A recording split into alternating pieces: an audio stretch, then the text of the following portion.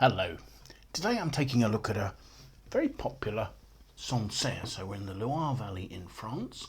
This is 2022 La Moussière from Alphonse Mellot. This is a hugely popular wine.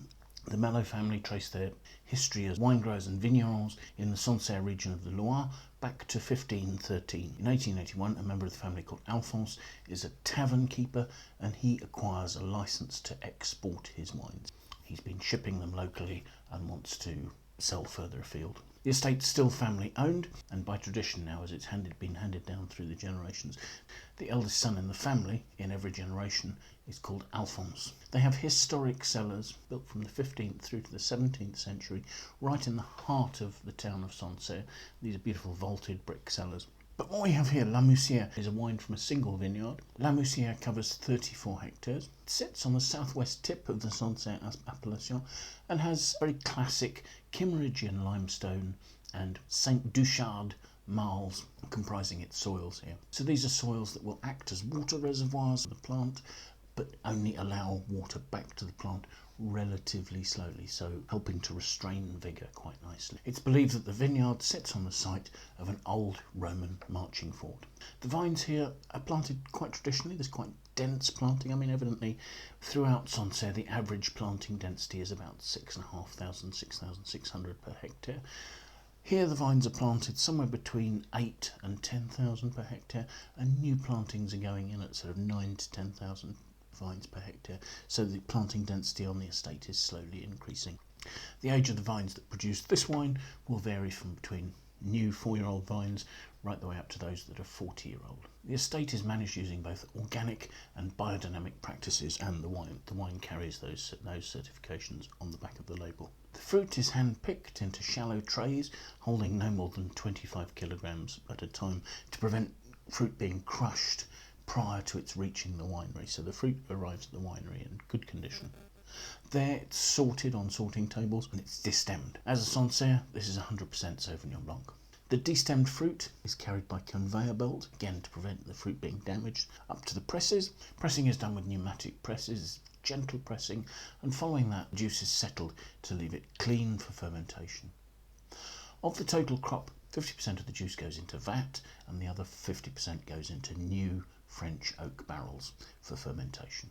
Fermentation temperatures vary, so the vats will ferment cooler because the vats are likely to have cooling fitted, so they will ferment at more like sort of 18 degrees, whereas the barrels, temperatures might get up to 22, 23 degrees there. And those will create very different styles. The barrel fermented portion will be richer and the still fermented portion will be cleaner and fresher. The wine then ages on its lees for 7 to 8 months prior to bottling. So let's see what we make of the wine, shall we? My first impression is a wine that has a medium intensity of greenish yellow colour. It's not quite water white. There's a green hue, and then as you look at it closer, there's a density that makes it sort of greenish yellow. Swirling it, the wine has 13% alcohol, and it's not really forming tears that readily. I'm sure it will, but it's not that dense. It's a dry wine. Let's see what we make of the aroma, shall we?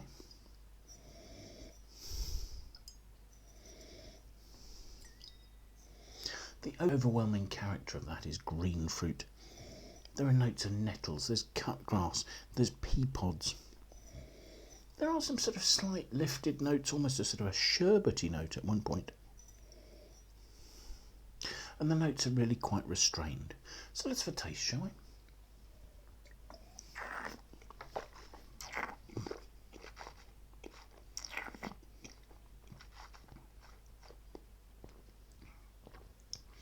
On the palate, that is dry and very crisp. Initially you're getting those notes of cut grass and nettles, and then you're getting notes of pea pod, green asparagus. There's the less ripe end of the sort of the passion fruit flavour spectrum.